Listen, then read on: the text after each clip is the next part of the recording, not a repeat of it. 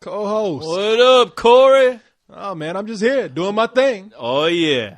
Talking to you, as usual. We're both about to do our thing.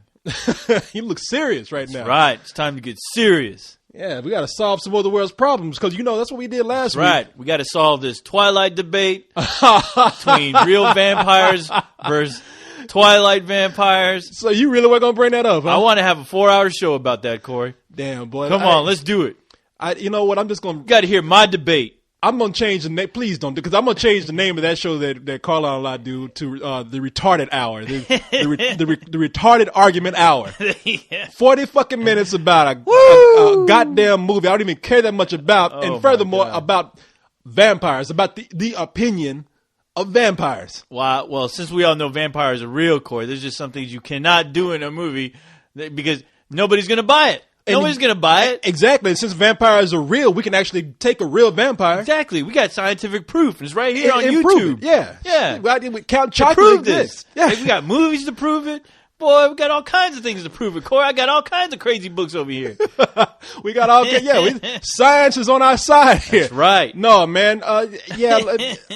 Okay. So, now keep in mind, people, I did not bring this up. No, I brought it up. Okay, because people going to Co-host 3000 brought it up. I don't want people thinking that I went because, in trying oh boy, yeah. did my brain almost short circuit hearing that craziness you guys are talking about? Okay, so we're going to talk about the opinions and mythology of vampires. We're going to talk about a story that has been going on for years that personally I don't know how people are just not sick and tired of hearing about it. We'll bring that up in a little while. All right.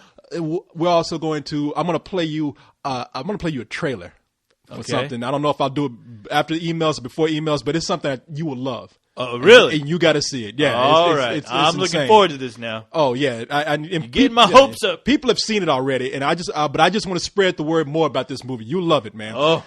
And of course, after that, we got people's emails. Hooray! Yeah, man, we got pop. Hooray! We got a full agenda here. I guess so. Well, shit, let's quit playing around and get to it, man. Let's do this. We need to work on that. I know. Like we're gonna start doing like dance numbers to it, choreograph ourselves to it. All right, so now you want to talk about this thing on the show. Now, do you think I was being? You tell me that was I being crazy? No, I'm surprised you didn't bust out with a shovel and beat Carlisle over the head. Jesus Christ, that's what I would have done. I would have just looked at him while he's going off about what vampires can do and what they can do. I would have just looked at him. Just looked at him. See, and then walked away. I'm sorry. You would look at him. No, I'm not done. Okay, I'm sorry. I thought you were done. Walked away while he was still talking. Because obviously he wasn't talking to you. And I would have walked behind him. I would have somehow gotten my magnet out to get out that shovel. It could happen. Yeah, and just bashed him over the head. Man, look, I'm not trying to be. I'm not doing this because I want to prove my point. I'm not. I brought it up because I thought I heard the show. I heard it today, and I heard like half of it before I had to turn it off. But I heard the rant, and I was like, "Wow, this is insane what you guys are talking about." Well, see, let me tell people what's going on. Explain it real quick in case they didn't get to catch it. So, on a couple of Colwins, or a Coco, as some people know it as, we were talking about the top 5, and then of course at the top movie this past weekend is Twilight. Yes. Broke records. Broke $70 million, man. Yes. And it also broke a record as far as a movie like that coming out with making that kind of money for a female director. Apparently, that's never been done. Really? Yeah. That the girl who directed it is now like the first Hackleford or something like that. I can't remember. All I know is she's the director of 13. She's director of 13. Yeah, but apparently, she's the first female director to have a record-breaking movie like that. Hey, good for her, man. So, hey, power to the women. Hey, more power God to you. knows I loves them. Got a vagina behind the camera finally, making some money. There you go. If they can't be president, goddamn, they're going to make some money behind the camera. Well, so we're talking about how much money Twilight made and how it was a success. Right. Now, if people who heard the review with co-host and I, right, This is not a movie that we're crazy about. This is not a movie where I'm trying to defend and champion. It's a movie that we saw because people wanted us to see the movie, and they wanted us to trash it. No, people wanted us to talk shit. People were hoping for I don't know what they were hoping for Disaster Movie Part 2. Yeah, they want us to do that kind of thing. Yeah, exactly. And we don't do that. We don't play to those whims. We don't. We have our own drummer. We don't need we don't get where we are listening to everybody else. I'm sorry. That's not how it works. It doesn't. No, we don't trash movies to entertain people. We are very fair, and if the movie was bullshit, we would have said so. Yeah. Look, we walked out of it and we thought it was okay. Yeah, I thought it was all right. I was like, wow, I was expecting a lot worse. And you liked it better than I did, but I came out saying, well, I gave it a matinee just because I don't get low matinee. I don't understand what that means. I know. I know. We do all the fractions. I just said, hey, if it's going to be a matinee, it's a matinee. A third of a matinee. Yeah, I mean, if I saw it on TV, I'd watch it. If it was on TV again and I had nothing else to watch, I'd watch it. I don't care. That chick is hot. Hey, the chick playing Bella, she's hot. Hey, I liked her. Yeah. I liked her in the movie. So, but it's not a big deal. Yeah, Calm it's not down. that big of a deal. So now Carlisle and I are talking about it, and so now here's where the big debate started. Yes. He didn't like the movie at all, and that's fine. I mean, I don't care what people like. That's why we're here. I always say, give it what you give it. And I was looking forward to hearing what he had to say until I actually heard what he had to say. But it turned into this big thing about vampire lore. He said you cannot. He said you can't take a movie and strip it down of everything that a vampire does. Now, he listed these things. He said that these vampires don't do anything that vampires do. They can see the reflection in mirrors. Yeah. They can walk out in sunlight. They can walk out in sunlight, and they don't drink human blood, but they drink the blood of animals because they want to be good vampires. Right. And he said, they're still drinking blood, and they're still drinking blood. But vampires usually drink. They usually drink rats, right? When they're down and out. In Interview with a Vampire, they did drink rats. Did that. Yeah, they did that in Dracula. So is they saying you're taking away everything that makes a vampire, and it just makes vampires lame. You can't do that. So my argument was, look, not every that to you maybe that doesn't make a good vampire story because you didn't like this movie. But I can guarantee if it was something where they changed the vampire mythology for a movie that you liked, you would have thought it was cool. Now I didn't say that, but my argument was that not everybody adheres to the same rules. Right. I mean, and nobody shouldn't. I mean, and, the thing that shocked me about the argument was I know Carlisle. He tells everyone he's a writer, but at the same time, I would imagine that you being a writer, you should at least you should never tell anybody else how they should or shouldn't write anything. I mean, a writer is free to create whatever they want out of their head, put it on paper, and if it's well written, people will buy into whatever lore you're trying to feed them. Yeah, exactly. Think about the person who wrote Dracula. You think they were like, well, there are things I should do and things I shouldn't. No, they pulled all that out of their ass. They made a great book, and there you go. It set the standard. It was a foundation. It is a foundation. Yes. There's no rule book. There's no rule book on Dracula or vampires or anything like that to tell you, well, if you ever write about these characters, this is what you can do and this is what you can't. You know what? Hey, look, I created zombies, all right? Zombies always move slow. Don't ever make them run fast because people are not going to buy it, okay?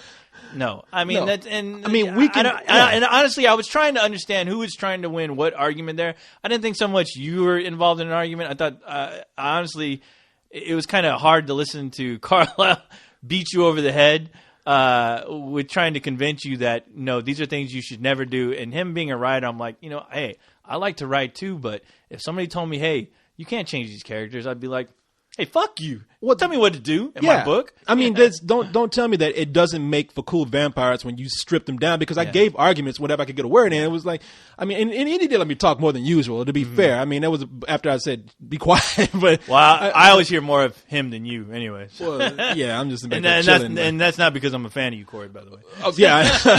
Thank you very much. I can tell. After all, you do want to destroy me one day. That's right. But, I mean, I'm just telling people, look at what has happened with vampires over the years. My whole argument was, when is the last time we've actually seen a vampire turn into like a flapping bat? Okay, people have like changed that around, but then the whole argument is they don't. Okay, so this vampire in in this movie Twilight, he doesn't even have vampire teeth. And I'm like, well, in Near Dark they didn't have fangs. No. And then I said, I Am Legend. It's a virus for vampires. Yeah. I mean, it's more it's more like a zombie like hybrid vampire. Like, I mean, those guys are crawling on the walls, going nuts. But I mean, over the years, vampires have changed from being spawn of the devil, or being the devil himself, to being creatures of the night, to being romantic figures, to being a fucking guy that peddles chocolate cereal. Yeah, exactly. I mean, we like I said, we have vampires in Life Force. Right. There's space vampires. Space vampires. And are you going to set up rules for space vampires too because of that movie? I mean, no. people don't. I mean, you can come in. Don't agree with either one of us when we have an opinion on something. Don't say that, oh, this person's right about this movie, that person's right about that movie, because. Well, that's opinion. You can't prove it. You might as well be arguing about God. I mean, exactly. But the fact is that no, you're wrong if you say you cannot change the mythology of vampires. I mean, especially when there's millions of text and resources where we see vampires being changed all the time. It's ever evolving. Yeah. Like I said, the skill is in your writing, and it's going to evolve more. Like I told you, if I want to fucking write a story about a werewolf that meows or wants to be a hairdresser, so I can do that. Yeah, I mean, if you want to write a story about a werewolf who takes dumps and uses those dumps to make cookies and sells them to the people, hey, do that. I'll watch it. See, I mean, we've taken the werewolf and turned into all kind of stuff. We got were-sheep and were-cats and all shit. Michael Jackson turned into a were-cat and danced and shit. I mean, come on. Hey, my werewolf is flamboyant and likes to go shopping on Sundays. Well, you gonna tell me I can't write about that? Yeah, God damn it. I mean, Frankenberry. I'm gonna make werewolves cool for girls. These werewolves are gonna shop. They're gonna watch Oprah. They're gonna talk about lipstick. Exactly. And people will buy it. I mean, look, it's kind of fun because after it was over with, I mean, it wasn't like no. You know what? Fuck you and all. I listened to it. I mean, it's I mean, I didn't want to turn it off because I was fascinated to where exactly it was going, and seeing which one of you would really flip out first. Which is half the time I listen to that show, I'm waiting for one of you guys to kill each other. But but the thing, and that's the only reason why I listen. I'm like, oh, this is gonna be good. Please, somebody hit him. Somebody hit somebody. But no. But the thing is, the only thing that kind of made me upset listening to it is hearing somebody try to argue the point that this is set in stone and it should never be changed. I don't like that way of thinking, especially if it's coming from a writer.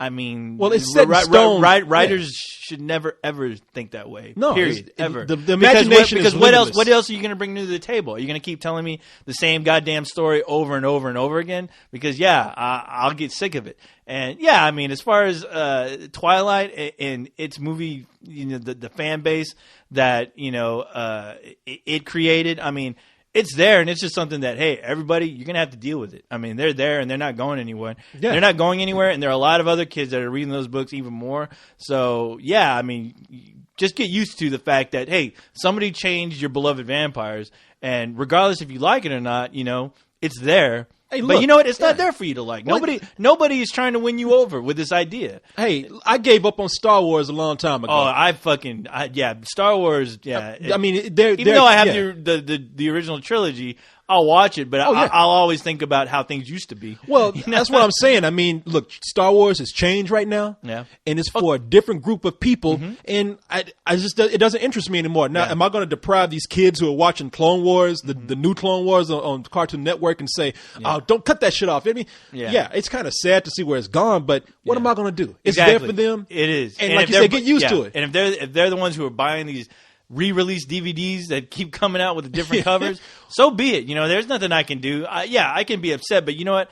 It's stupid to try to argue the point that, what you like is dumb because what I was into created that foundation and there's no room for improvement. You know? No, that's bullshit. And look, I think Twilight is kind of weak. I mean, I liked the movie. Okay, I didn't want to trash it, but I mean, yeah, I've seen much better vampire stories out there. And some of it didn't make sense, like I pointed out. I mean, the vampires going to high school when they really don't have to. Yeah, I mean, I don't fucking get it. I just don't. I think that's an oversight right there. But that doesn't mean like because you don't like it that it has to adhere to the rules you set up for a mythology of something, for the rules of something, for the groundwork or the plot of something. I mean, no, it's just. I mean, hey, and I argue. You know, hey, I was like, hey, I can be the one. Like, you know, I prefer slow zombies to fast ones, but it works. I'm not going to say that idea doesn't work. I mean, for crying out loud, Dawn of the Dead is the remake is a fantastic movie because of that fact. It's a different movie, but I can accept it. I mean, and I'm not going to bitch and gripe about it. I'm not going to be wearing a shirt only slow zombie rule. I mean, I'm sorry, but no, because it's ridiculous. I mean, I just don't like it when somebody arguing a point like that. It does remind me of the people who argue about religion, or you know, where they try to bash in your head to think differently and just can't respect your opinion, for crying out loud. And that bothers me. I mean, it really does. I mean, regardless, it's about some dumb shit, for crying out loud. Well, like I said, I can come out and say this. It's like, I like. Again, you brought it up. I didn't say anything, so I'm not bringing this up to like try to something to talk about. Yeah, it's something to talk about. But something I heard about and I found it fascinating. Yeah, but I'm annoyed when I'm making I'm just simply giving my opinion. Somebody's like horse shit. I'm like, look, people right. like, you know what? If people like that, when I'm at a bar and somebody's I'm trying to have a discussion and I got somebody screaming that at me, they're fucking going down. This is 2 hits, you know, boom, boom. That's it. 2 hits. That's all it takes. Say, you ready? Huh? I just get up and walk away. But it's on with you. And when they're in their coma, they can argue all they want. You know, I ain't gonna be there. You know, I thought if I end up accidentally killing them, hey, I'll give them. I'll throw them a couple of bucks so they can buy themselves a drink in hell, so they can think about how they got there. So the last thing they see is a little silver ball rolling at them. That's it. And they see my eyes light up. Boom! Pew! And then they're in hell, and they're like, hey, where'd this bar come from? I got a couple of bucks. Maybe I'll buy something. How'd I get here? You think about that while you're drinking your beer. Sure is hot in here. Hey, wait a minute. This is not my vision of hell. It's not supposed to be like this. That was different. Where are your horns, dude? Nah, I don't like them. Oh, we gave that up a long time ago. Yeah, that's dumb. Yeah, we wear 3-piece suits now. Exactly. We dress nice. Yeah. No, wait, you're supposed to have hooves. Yeah, what's it? The devil's wearing a white suit? What? And he's white? Huh? Aren't you supposed to be red, dude? Nah. That's all a myth. That's the way I look at it. Not my story. It's all fantasy storybooks and movies you guys like to listen. No, not in the movies I like. You guys like to watch that crap. You go paint yourself red and put some horns on right now because that's the rules. Goddamn. This ain't no Mr. Rogers' Neighborhood. But man, I tell you, the thing that got me the most, I guess, was the fact that it went on for it went 40 minutes. I was like, it went on about as long as this rant that we're having. Exactly right now. Yeah, exactly. That's why I was like, we got to. You guys are still talking about that shit. I was like, I just want to. It occurred to me after a while. I was like, shit, man, this is the show's almost over, and we're still talking about this shit. But what can you do? I love the fact that we have somebody like Carlisle who can discuss. Have nice discussions with you about stuff like that, you know, so I can listen to it and get frustrated when I hear that and talk to you about it later on. Well, just for the record, when after it was done, him and I, people think I know, fighting yeah. and stuff. I mean, hey, we're always cool. Yeah, no, it was done and we talked. Remember when you and I argued? We got in that big argument during the Halloween episode, the Lost episode, when we were talking about Inside. How much I loved it and you hate it. We were calling each other all kinds of racist slurs. Oh, yeah. You metal fucking motherfucking piece of scrap. You. I was trying to shoot at Corey's nuts. Goddamn bowling ball. My lasers were trying to hit Corey's nuts. I was running across the room dodging. Get your mask, motherfucker. You goddamn. Get back over here. Chocolate man. You fucking bowling ball. You're lucky you're black. Destroy all humanoids. That's how the conversation ended finally. Exactly. What did you do? Destroy all humanoids. You best, bitch. Target colored mission destroy. Oh man, go. All right. So yeah, we were cool after. Him and I had a good time talking afterwards. No. This isn't. Hey, let's beat up on Carlisle. It's not. But if it was Cyrus, I'd still be talking about it. If it was Leon, if he ever gets in a word or two, I'll talk about it. No. But no, it was interesting, and I was like, you know what? Let's talk about it. I mean, because I still want to talk about it, but Anyway, that is the hardest guy to have a conversation with, though. That is. I ain't gonna lie to you. That is the hardest guy to have a conversation with. Well, if you ever like want to take a break and you want me to do a show with him, I'll be more than happy to tell you no. Okay. I was over here puzzled at first. I was like, "You does not compute." What? Huh? You actually want to do a show with him? No, that wouldn't last 5 seconds. I would have been. Where you going? Where you going, dude? Rolling out the room. Where you going? Would have heard me. Fuck off. All right, man. So anyway, now talking about things that I'm sick of talking about. Talking about going on a rant. Yeah. Look, earlier today, I had to go to Walmart to buy a cord for the computer so we could record. Yeah. And I'm looking at all these magazines, man. There's about 3 magazines. And magazines, they still sell those? They still sell those. Believe it, we haven't gone completely digital yet. Yeah. There's 3 magazines with people on there that I'm just not crazy about right now. I'm watching TV last night. I'm flipping channels on Entertainment Tonight. They're talking about these people. You want to take a guess at who I'm talking about? Brad Pitt and Angelina Jolie? Yes. Oh, really? Yes, that's it. Yes. Wow. I haven't looked at a magazine in like 5 years, but people are still talking about those guys. Man, huh? Why? What happened? What happened? Apparently something happened now where somebody's having a baby. So I don't really know. Look, I don't even need to know. The thing is, I'm really not that judgmental of a person. Yeah. I try to be fair with people. But you fucking idiots out there, how long can we talk about these 3 stupid motherfuckers in this love circle? I mean, 3. Wait. Who you talking? Wait, 3. Brad Pitt, Angelina Jolie, and Jennifer Aniston. Oh, you didn't mention that. Okay. That's what I'm talking about. Jennifer Aniston? Yeah, we're still talking about this fucking love triangle that happened. How he cheated on her? Yeah, he went off with Angelina Jolie. Like, who gives a fuck, man? This shit happens every day. Their kids caught up in fucking foster care because of shit. Like, and we're worried about these rich, famous people out there doing this. Who their gives family's a killing, fuck, man? Their family's killing each other over that shit, too. Poor Jennifer Hudson's family got killed over some stupid shit. And we're talking about these people who just, I'm a jilted lover. I can't have his baby. Who gives a fuck? No, hey, I don't. I wish. Close your eyes when you're walking. Don't run into anything, Corey, but close your eyes when you're running through those aisles. I'm not even. You can't help it. I mean, you're just walking through and you're looking at it, and I'm not looking at it in the middle of Walmart and be like, what the fuck is this? We got a problem on aisle 13. Exactly. But the funny thing is, just as much as we are complaining about this, just like we tell those people who bitch about Twilight, hey, get used to it because it ain't going nowhere until until people get sick of it. How come they can't write? So how come somebody can't write a book about that? Huh? A series of books about that, and they'll make a movie about it. We'll all get to go see it, and half of us can bitch and moan and go, "God damn it!" Well, see, look, my girlfriend's dragging me to see this bullshit. Yeah, I know. Brad Pitt's not supposed to have fucking blonde hair. What the hell? What the hell is this? He's supposed to be with Jennifer Aniston. This ain't how I worked it out in my mind. No, and this is. Nobody's above this. We all like gossip. I don't care who you are. I don't. Even you. No. Yes. If your favorite porn star got caught in some sort of triangle, you'd be in the middle of it. I don't believe the hype. Yeah, you do. I'll read it. We all fall into it, man, because we love gossip. Everybody does. I love those. I love those magazines because you flip through some sections. They have like the best, worst costumes. We see those celebrities wearing those skanky ass outfits, with titties hanging out and everything. I love that shit, Corey. I love it. Let me tell you something. I'm not above it either. Whenever I'm in line at the grocery store and they got the Inquirer up or some magazine that says, "Look who's got cellulite this year. Look who looks shit in a bathing suit." I have to look. Oh, dude, you know what the best ones are? Is like, look at these actresses without their makeup. I know.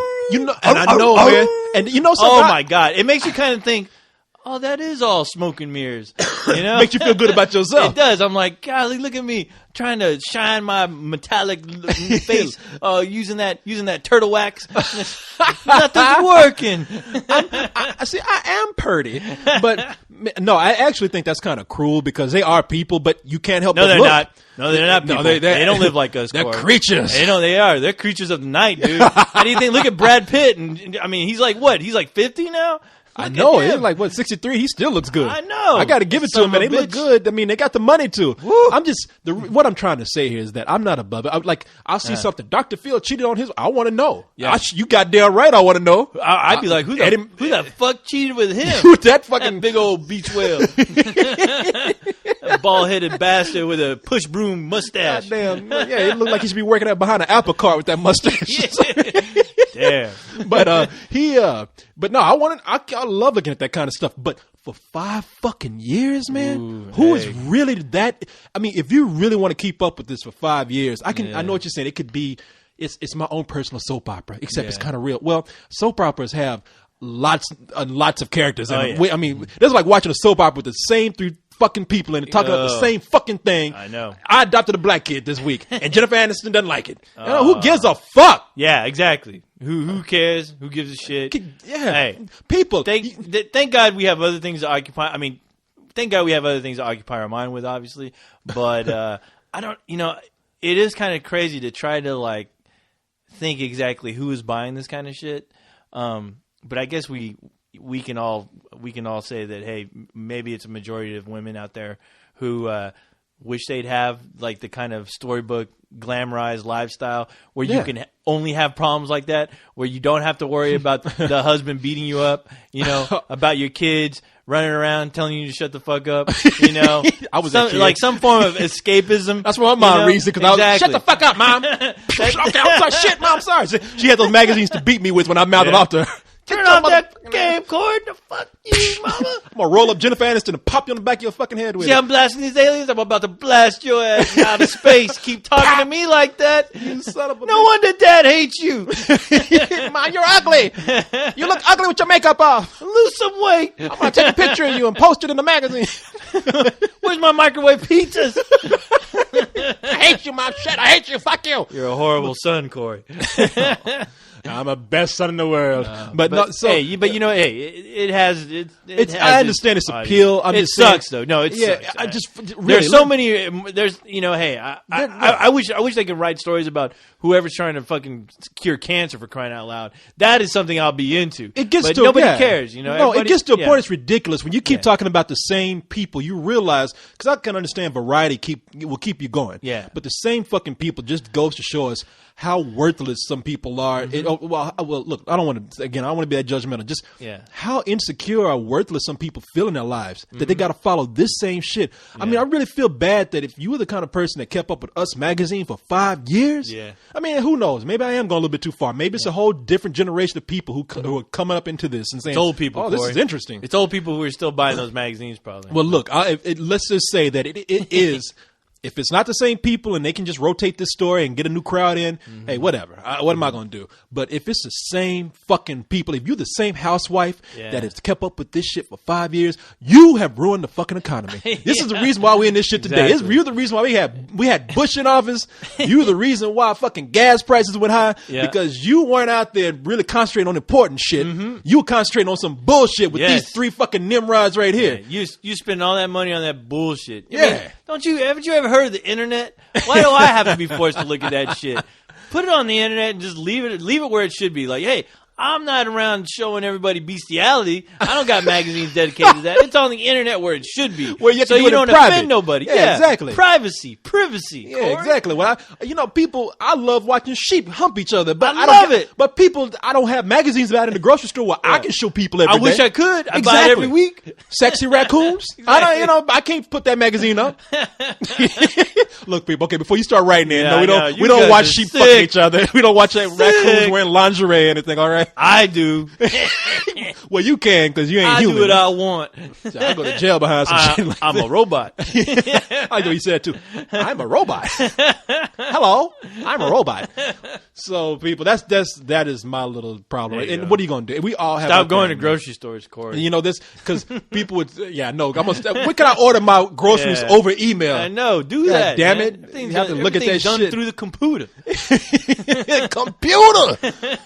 Oh man! And hey, look, comic book people do the same thing. Hey, I've heard people. I mean, look, me. I do the same. We all have our little niche that we like to talk about. Oh yeah. I don't know about for 5 fucking years, but okay. Anyway, so let's move on. Yeah. Angelina Jolie needs to hurry up and get naked in, because I'm getting bored of her. Yeah, exactly. Show me some. I don't give a rat's ass about. She's got topless before. Just show me the kids that you're hiding. Shit, you want? Yeah, you know what? You want to be on a magazine cover? Be on a magazine cover with your ass all exposed. That's right. You get your Give top me something down to look at. Yeah. Then I'll pick up those damn magazines. You so proud of that body of yours. Fucking take. Hey, but Brad Pitt, he looks good for his age, man. That son of a bitch, that motherfucker's man. my hero. I got to give it to him. That's a vampire right there. And hey, he's walking out during the day. Exactly. He's getting his goddamn picture taken. And you know he's a vampire. Hell, no shit. Yeah, I mean, shit. Can't nobody look like Look that. at him. Every time they take pictures, his skin glitters. Don't nobody look that good without drinking human blood. Exactly. That shit. You know that's a fact. I got Exactly. proof of that.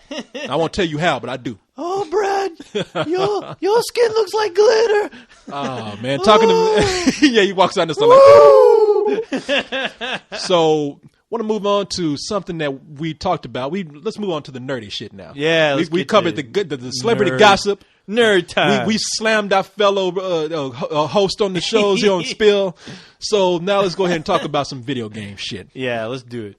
If you aren't into video games are beginning to.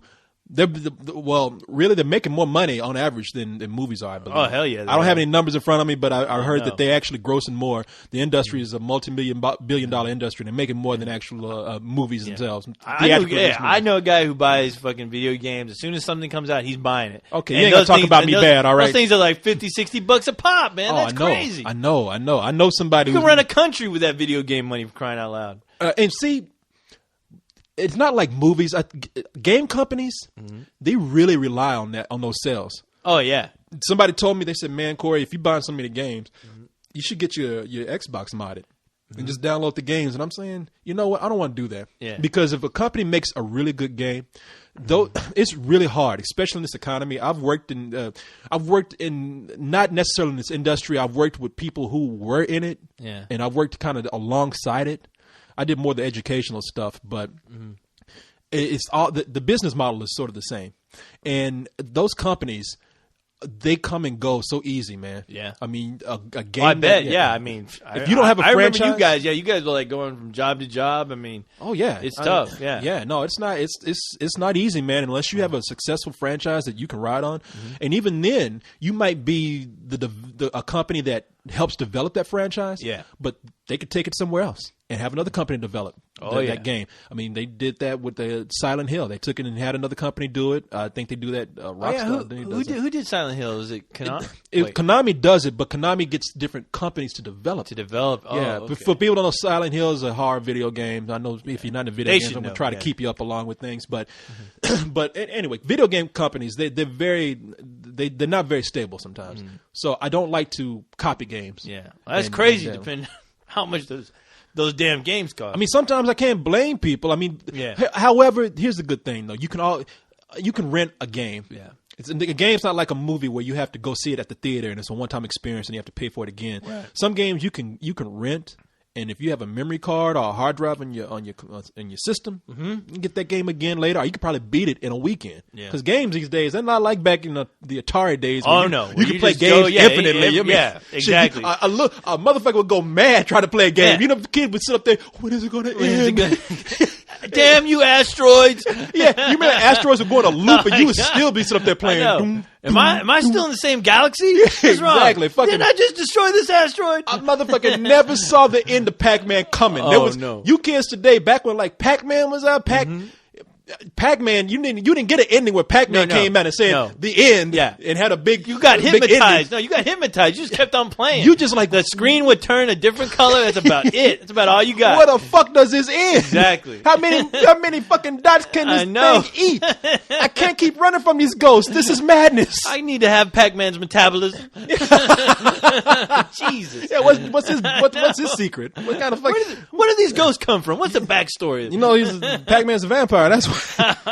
But no, so today with games, they're actually like movies now. You play through them and we get some sort of big cinematic ending. And unless you have these casual games that are coming out now where they're kind of a reflection of what games used to be. Right. They even have board games transferring to which is cool. I mean, hey, I can understand. I mean, those you can keep playing Tetris over and over again. I tell you what, I think the one console that's kind of bringing that back is the Wii. I think as far as like the tennis and stuff like that, it's like they're making like Pong and shit like that. It's still simple, but now it's interactive, and it's like you don't have to. It's not really about getting to the next level. It's just how long can your body? How much of that can your body take? I was talking to some kids, and they were saying, "What do you think?" And then we talking about hardcore gamers, and we're talking about. They're asking me, So then this is back when we had the so-called next generation console wars. PlayStation 3 was coming out, Xbox was in the game. Nintendo didn't really have anything, but Nintendo said, "We're bringing out the Wii." And be like, that's a stupid fucking, that's the most stupid fuckingest name I've ever, like I invented that word, fuckingest. Exactly. That's the most stupidest fuckingest name I've ever heard. You can't do that to game consoles? Yeah, Wii, that's going to be stupid. And then I was like, yeah, that doesn't sound good at all. But I started reading on it, and then I heard about the games they would have, and I said,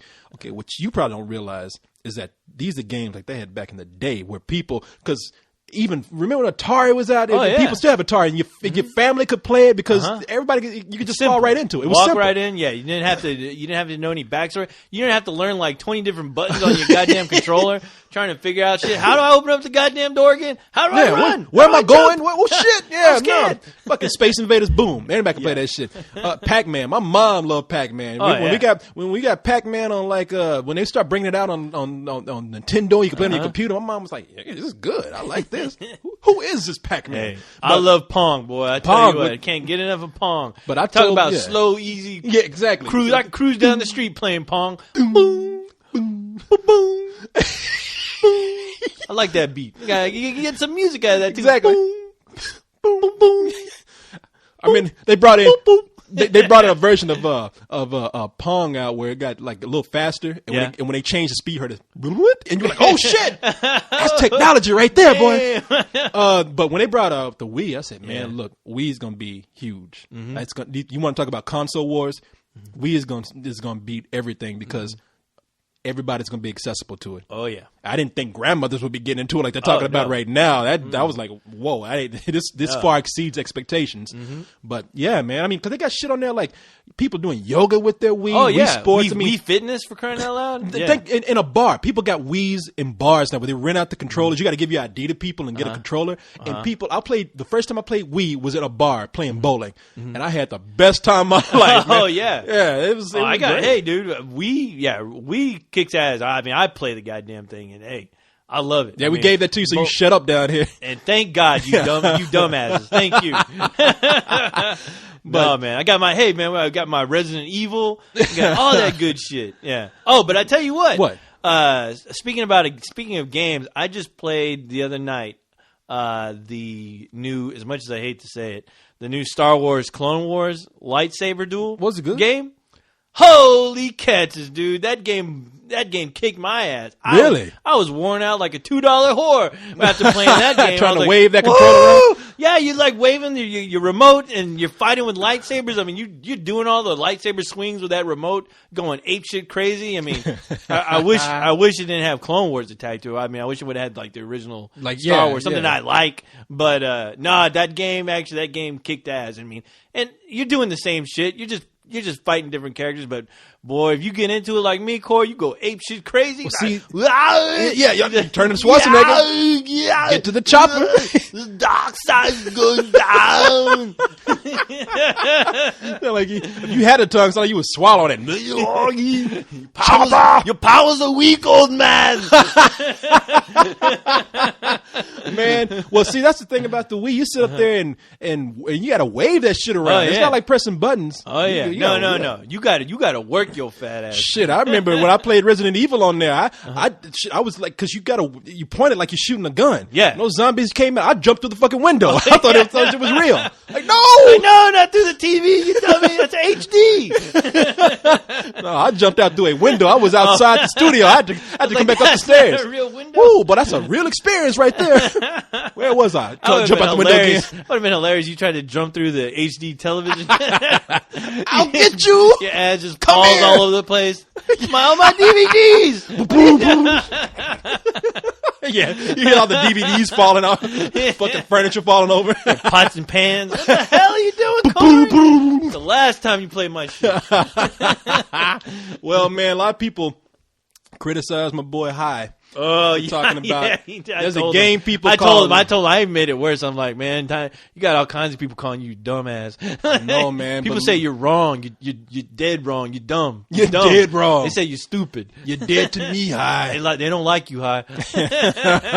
Well, look, we we played Left 4 Dead last night. Yeah. Left 4 Dead, people, is a zombie game. If anybody's seen any zombie movies, it pretty much puts you in the middle of that scenario. You in the middle of a city during a zombie outbreak, and you got to get out alive. At least that's the level that we played. I heard they got different versions of it. They got like 4 different scenarios on the game that you can play. But it's all the same thing. You got to get to a boat or a chopper or something to get you out of danger, take you somewhere safe, evacuate. So him and I played.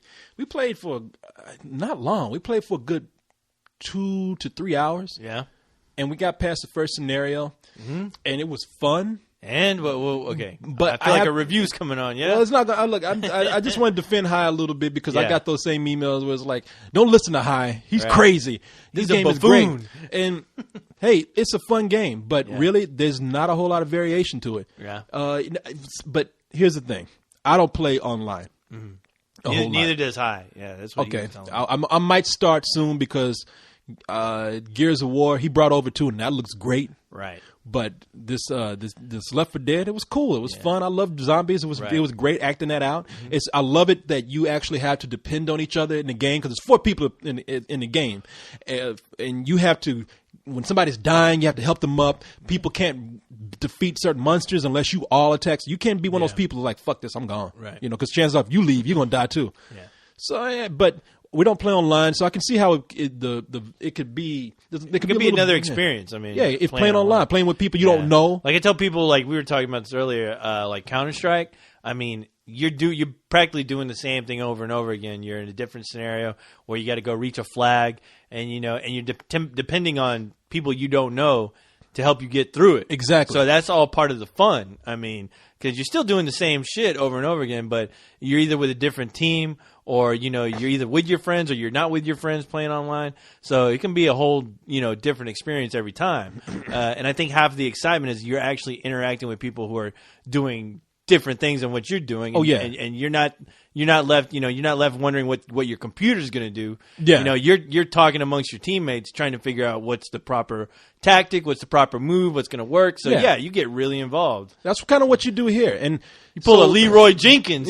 Leroy Jenkins. What's that from? You never seen that?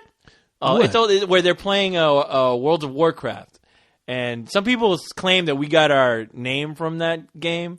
Well, not from the game, but from that clip. I'll show it to you in a little while. So I don't even know what that clip is, so I should tell you. Oh, man, it's been around forever. These guys are playing World of Warcraft, and they're all huddled up. They're discussing about what they're about to do in the next room, which apparently as soon as they go into this room, all hell's going to break loose. So they have everything planned out to a T. And there's you can see this one character is kind of anxious because you see him jumping up and down.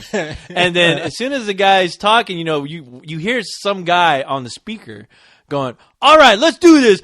Leroy Jenkins. And he just fucking bum rushes into the room. And everyone's like, where's Leroy go? He went in. Let's go! And they all run after him. And as soon as they run in, they all get slaughtered. And everyone's getting killed. And then you start to hear, God damn it, Leroy! It's like, it's not my fault. So what you're saying is we don't need any Leroy Jenkins around in these games. No. Yeah. Well, that's part of the fun. I mean, that would be the only reason why I'd ever play those games, just to fuck up everybody else. It was hilarious. I'll show you that clip in a little while. Left 4 Dead, man. I don't want to criticize the game. I don't play online, so it's probably not that great of an experience for me after the first time because everything is very repetitive. I mean, you see the same zombies, the same big monsters, and you can just keep starting over. So it doesn't seem to have any real sense of urgency to it also. But anyway, it's a fun game. Gears of War is the game I want to play. That game, he brought that game over too. That game, I know. He was telling me about that, and he was like, "Dude, you have to play it." You want to talk about how much games are turning into movies? I mean, the game is very cinematic. It plays out a storyline like a movie. It looked pretty amazing. I didn't get a chance to play because we playing fucking Left 4 Dead all night. But, But I can't wait to get that game. Yeah, I need to go over. Yeah, he said he'd sneak my ass over there sometime, so he smuggle you over there, hook me up, and play those games. So, but yeah, he's up till like 4 a.m. playing that shit. It's crazy. Yeah, I had to work. Well, sometimes, I had to work, and it got to the point where after we played Left 4 Dead, he's like, "I'm gonna show you Gears of War," and I said, "Man, you don't want to show me Gears of War. You just want to play it." And sure enough, he starts playing. He just zones. Yeah, man. He's zoned out. You ever see when he plays games? He is gone. Dude, you zoned out when you were playing that Resident Evil. Oh, I didn't know what the hell you were doing. I was like, I hope you're having fun over there, Corey. Corey? I do the same thing, man. I would sit up there and not even say a word to anybody. You should have seen me playing Dead Space by myself. I was just in a room, just this far from the screen. Dead Space is a great game, people. Mm-hmm. You should check that out. So anyway, that is okay. We got all that covered right there. That, Now I guess people are saying, "Well, what about me? What about you? Exactly. What about you? You. What about you? Who cares about you? Nobody likes you. What about my emails? That's why I'm here. Email time for the people. Well, go ahead and get into your emails. Yes. This will be a good time to pause and take our halfway break here. Yeah. Render out the audio. I need a drink. And we'll be back. All right, co-host, welcome back. Yo, what's up? Email time. That's what's up. Email time. See what these people are talking about out here. Let's do it. Talking all this crazy stuff. All right, for this. Excuse me, people. I should have taken care of this a little while ago, but I'm going to go ahead and put the computer on my lap. Well, look, let me put your reading glasses on, Corey. For a little fireside chat here. Now let me move. Let me rearrange some things here because I'm trying to. Hey, watch it. Because I'm trying to bring the computer on my lap because it's very tiny writing right Corey here. Has all these wires all over him right now. He looks like he's trapped in bubble gum. I like somebody threw a net on me. Help me. I'm like a lion. They just trapped with a net. Boonk. Help me. All right. Black spaghetti. You got it all figured out there, Corey? No, I do not. As you can see, I'm still struggling over here. He's choking himself with his wire right now. Yeah. The more I move, the tighter it gets around my neck. You're going to hear me. Wait a minute. Stop let me just squirming. Make one move here. Okay. Our first email here. Yeah. All dramatic pause. You like that? First email this evening comes from Jasmine. So Jasmine has this to say. Let me see. I haven't looked at any of these emails like usual. What a pretty name for a pretty girl. Oh, is she hot? No, I don't know. Hell no, I ain't got a picture of her up there. That is a good question, Jasmine. If you'd like to let us know if you're hot or not, that'd be all right. Unless you're like 14, we don't mean anything. No. If you're over the age of 17, please all let us new know. Pictures will be more than welcome. Please. Well, yes. After all, we spend all this time trying to entertain you. Yeah, exactly. Why don't you pay us back for exactly? You don't see me and Corey getting anything out of this. Exactly. Except each other's miserable company. Yeah, I get to talk about vampires for 40 minutes. So Jasmine says the title of her email is The Little Mermaid. Little Mermaid. Oh, so you already know some bullshit. Is that what you did? Is that the one you picked? It's the first one up there. All right. Screw it. Let's see what happens. She says, "Can you explain to me why people love The Little Mermaid so much? No. I have watched it over and over, and I just don't get it." Oh, okay. No. Now the simple let me answer tell you the conspiracy revolving around the Little Mermaid. All right, that little fishy bitch is a communist. Goddamn it, she's fighting for the Reds. That little fishy and bitch. I think she worships Satan. She well, listen. The most logical answer to this would be, people like things for different reasons. I mean, that's what we've been saying all night. We can't exactly. Yeah, I don't know. That's not. It's nothing I'm into. I would say that you're the odd one out if you don't like it, because apparently a lot of people do. But I don't know. I mean, look, I can't say it because there's a lot of shitty movies that we make fun of and love. People love them. But there is a reason why The Little Mermaid is sort of a landmark film for Disney. Yeah. I believe the movie came out in Corey. 1990. Before that, the animation department had been kind of going down. Now, I'm not 100% sure about this, but I should look this up. I think Jeffrey Katzenberg came into Disney and kind of took over the animation department. And look this up for me. I think Jeffrey Katzenberg came into the animation department and started changing things around. And The Little Mermaid was the first of this new wave of hits for Disney, which was followed by Beauty and the Beast and and Aladdin, and of course The Lion King was in there. They had some other movies such as The Hunchback of Notre Dame and all that. But the Disney movies that we consider classic, because before that they had things like Oliver and Company. Nobody remember. Do you remember a movie called Oliver and Company? Oliver and Company. Yeah. Was that with the dogs? The talking dogs. Yeah. But nobody I never really saw it. And it's a matter. At that point, Disney was actually thinking about not keeping their animation department open. I remember there's talks about that. They were making a lot of money with Touchstone Pictures because there was a big fervor over not even fervor, but there was when people found out that Touchstone Pictures was part of Disney, there was a little bit of shock among people who didn't know, because Disney's known for doing just pure family entertainment, pure animation. Touchstone Picture was their distribution company that did rated R movies. Right. Ruthless People was one of them, and so when people found out that Disney did that, they were like, wait a minute. And so Disney just said, fuck it, man. We're making money with doing these movies through Touchstone Pictures, and we can probably make some money through Disney live action movies. Say goodbye to the animation department. Yeah, and so they were about to get rid of the animation department. They'll always have their milestone animation, which they'll re-release, take them off the shelves, and re-release them again. Yeah, exactly. They'll keep doing that for every new format to come out. Yeah. And Little Mermaid came out, and that they turned the animation department around. Sorry, Corey, I can't find anything about The Little Mermaid as far as. I was trying to find out about Jeffrey Katzenberg, because really, like I said, I didn't read these emails. I haven't done the research. I think. I don't even know if Jeffrey Katzenberg was part of Disney at one time. I think he was before he went over to DreamWorks, because that's why DreamWorks brought him over to do their animation department, because he had such a run of success with Disney. So I'm trying to look this up too right now. Yeah, I'm trying to look him up. See who's first. Yeah, I'll beat you to it. And it says on Wikipedia, who gives a shit? Okay, so we can move on then. No, it just takes me to his name, but it just it has all these links, and it's not really showing fuck anything. it, you ain't even trying to look at that shit.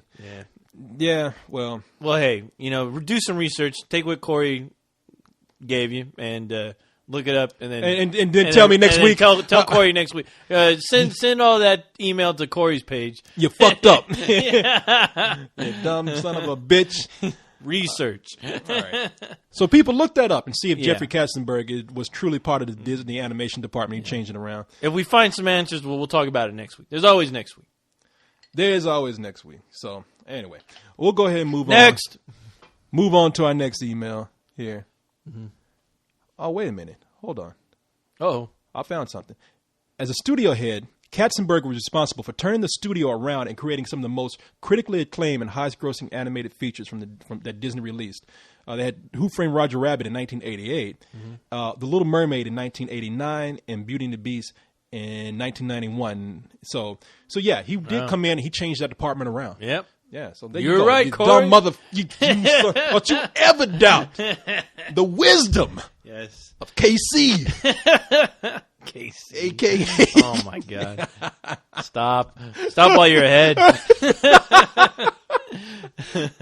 Hey, so what was the question? Why do kids like Little Mermaid? Well, she was wondering why do people like The Little Mermaid? The Little Mermaid actually is a really good story. I mean, I guess like I never saw it. I never saw the film. Yeah, look, we've sat through years of Disney movies that have kind of followed the same formula. But when The Little Mermaid came out, it was that was a landmark movie for them. Yeah. So I'd imagine it would just be about two star-crossed lovers, basically. Well, right? Disney had a knack at that time. Their creative department had a knack of changing these, bringing in these fairy tales and fables, and really adding this twist to them that really modernized them. And that's what they did with The Little Mermaid. Yeah. And they really knew how to make look, it's a formula now, but like I said, they have, and it's one that they've been repeating. Yeah. The whole formula of bringing in the sidekick, bring in some songs written by some Oscar-winning gay guys.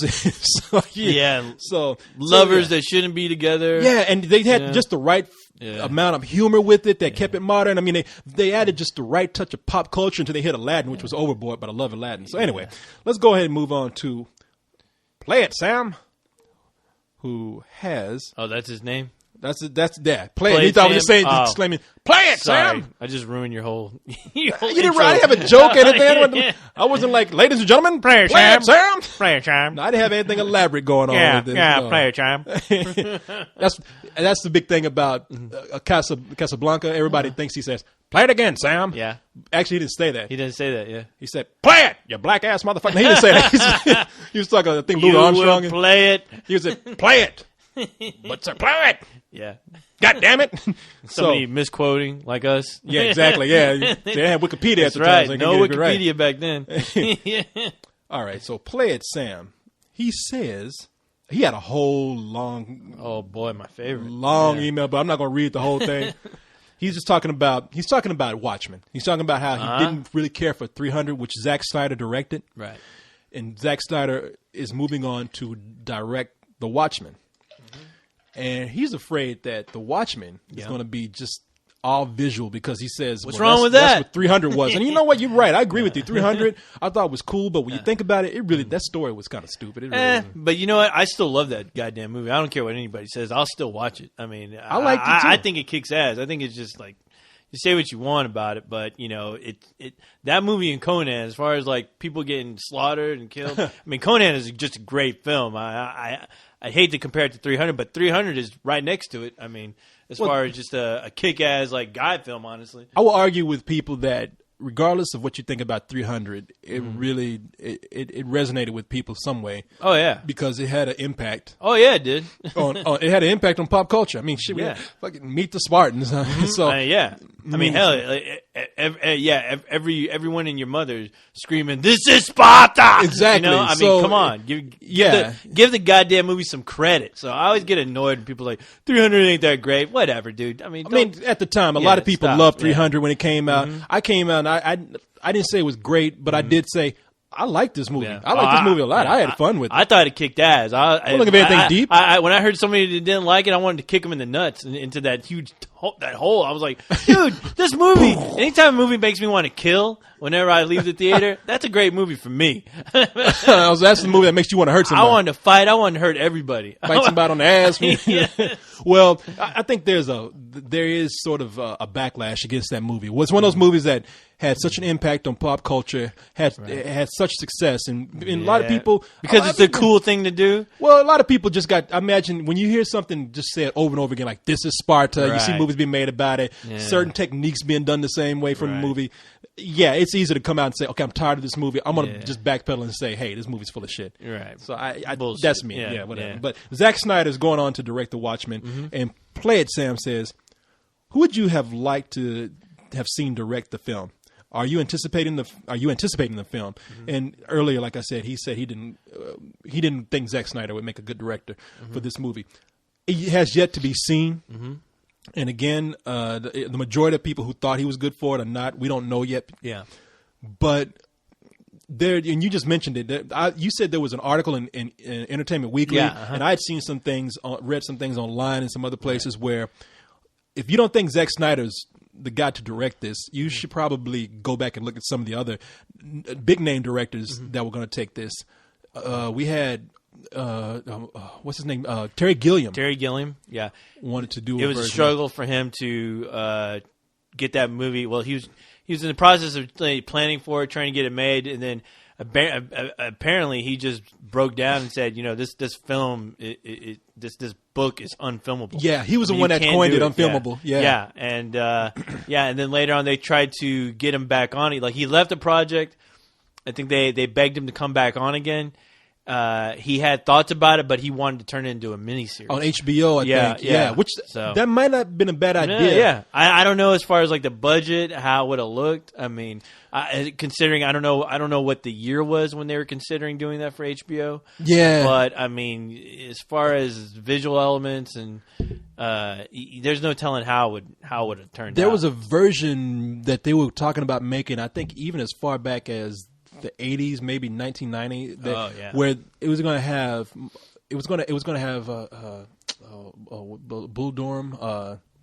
Durham, Waterworld. Kevin Costner. Kevin Costner. He was going to be the Night Owl. He was really? Yeah. And there was a version that I forgot the director for that, but they were going to have him do that, and they were going to change some things around. Yeah. And then Paul Greengrass, who did the 9/11 movie. What is it? Flight United 83. Yeah, United 183. 183. I think so. Yeah. Uh-huh.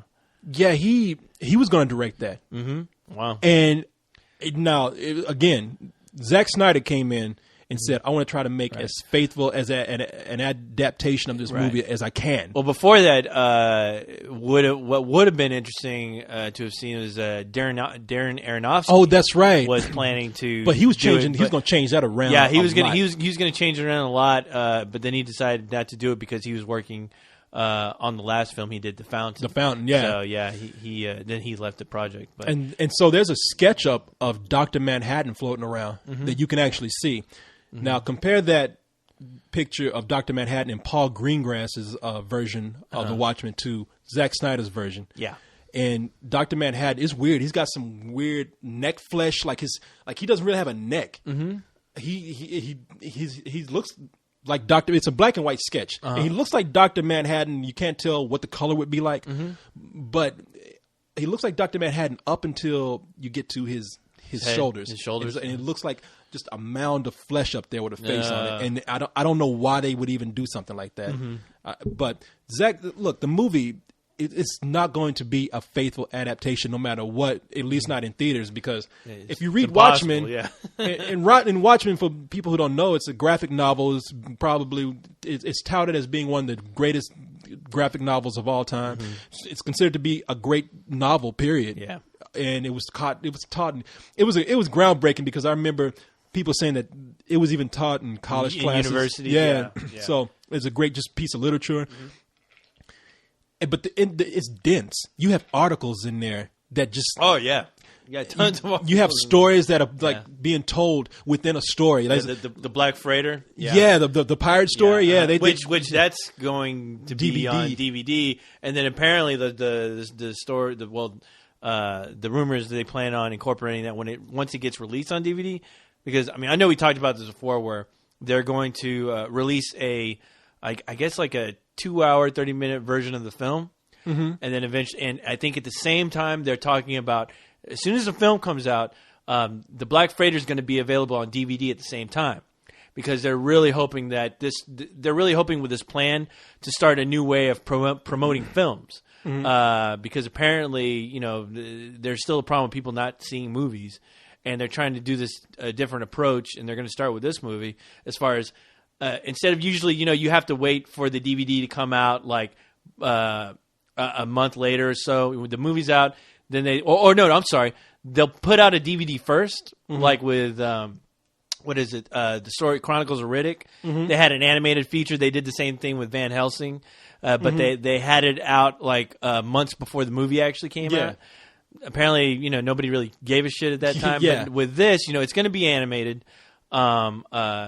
Gerard Butler is going to be doing the voice. He's going to be the voice of the main pirate. The main pirate. Well, he wasn't even a pirate. Well, he's not a pirate. Yeah.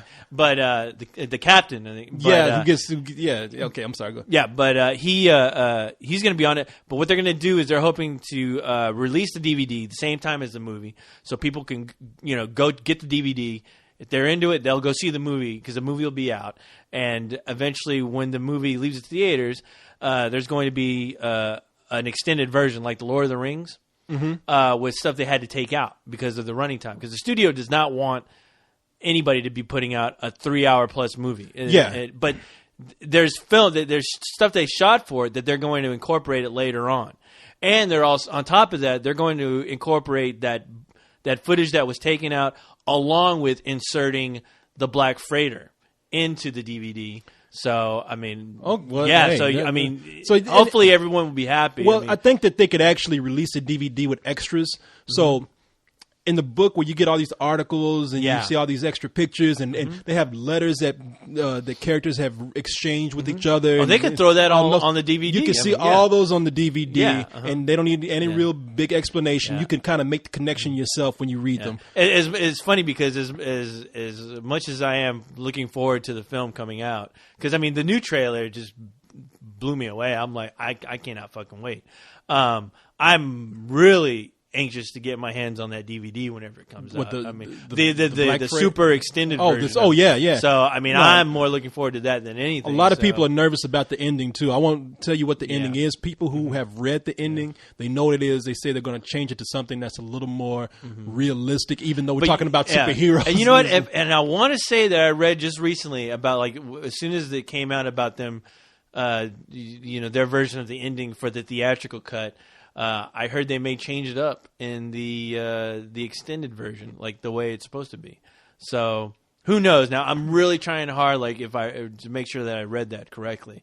But I want to say I did read something about that where they were talking about because obviously nothing's been done yet for the DVD as far as them planning it out, as far as anything set in stone.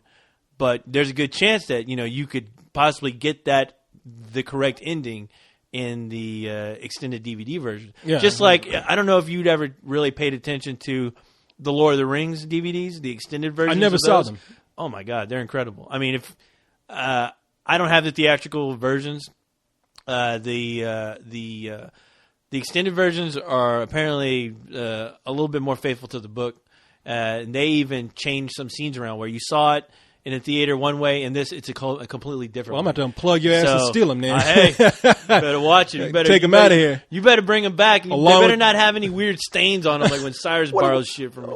What am I going to do? What am I? I know you jerking off to hobbits. What am I? You're gonna be jerking off to them elves, dude. I know you're like into like Liv Tyler and that other chick. Well, hey man, what's his name? Man, a good-looking elf. I thought, like, damn, that's a dude. Who? Orlando Bloom. Yeah, I was like, I thought that was a chick the whole time. Damn, Corey. Yeah, you keep that. Sorry, man. I'm honest. I'm out there with mine. Oh my God. Well, yeah. Hopefully, you and him will have like a great, My Little Mermaid storybook romance. Well, only if he wears the ears, that wig. So let's go into our next email question here. This is a pretty simple one, but we have a tendency to like take simple emails and turn them around and make them crazy. I know. I was like, what did I just do? Well, look at me. I'm going off about the Little Mermaid. I mean, shit. That's true. We're doing I don't feel so bad now. Journalistic, investigative research trying to find out about the Little Mermaid. Get me this Katzenberg. Bring him to me now. Who is this Katzenberg? So this is from Joker91. Oh, another Joker. Another Joker. He's just 91. Damn, you got in early, man. Jesus Christ. He wants to know. He says, one movie. Let me see. Okay, have you guys ever seen a movie that you felt was great but was extremely underrated? One movie that he felt this way about, he says, is Lucky Number 11 with Bruce Willis and Morgan Freeman. I thought it was a well-written script, and the ending completely caught me off guard. Do you agree? Any others you can think of? Thanks. Look, we see so many movies that don't even get close to being released in a theater sometimes that, we say that's a very underrated film. Yeah. Like Let the Right One In? Even though, it has been released, but that's it's been limited. Film and it's limited release. But I think it should get so much more attention. I mean, just is there a wide movie release? Okay. Here's one. I saw it first and said, I hate this movie, and I am guilty of actually riding that wave of people who just said this is a bad movie. Yeah. But I looked at it again, and Pootie Tang is funny. I told you. Pootie Tang is funny, man. Every time I mention, man, Pootie Tang kicks ass, and everyone would look at me like somebody threw shit at me and just wanted to look the other way, and I'm like, hey, you bastard! Pootie Tang kicks ass. Pootie toddy toddy. Sarate. Sarate. On the half brow, whatever he said. Yeah, no, I saw Pootie Tang one day because I sneaked in when I was coming out of another movie, and I saw it, and I was like, oh, whatever, man. You didn't love that dirt dude? Man, who throws dirt all. What was his name? Dirty D. Yeah. He's like patting himself with dirt. He's like, I love dirt. He just got a big old chunk of dirt. It's like licking all over it. It's like taking a bite out of dirt. It's like patting himself down. That guy was awesome, dude. No, man. I love the scene with like he's trying to get to his room and that chick is hanging on to him. And he puts a little sauce of milk out for her. Yeah, that's right. And I love that movie, dude. That scene where he like pop people in the mouth with his belt. Yeah. But man, yeah, Pootie Tang is funny. Can you think of one? I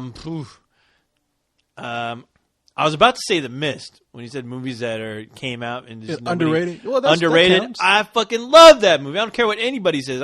Just the effects. I mean, I know some people. I know some people complained about the acting in the beginning, but I thought as far as all those characters, I thought they were great. I mean, they got me in the story. It was like watching Night of the Living Dead, but with monsters. I mean, and.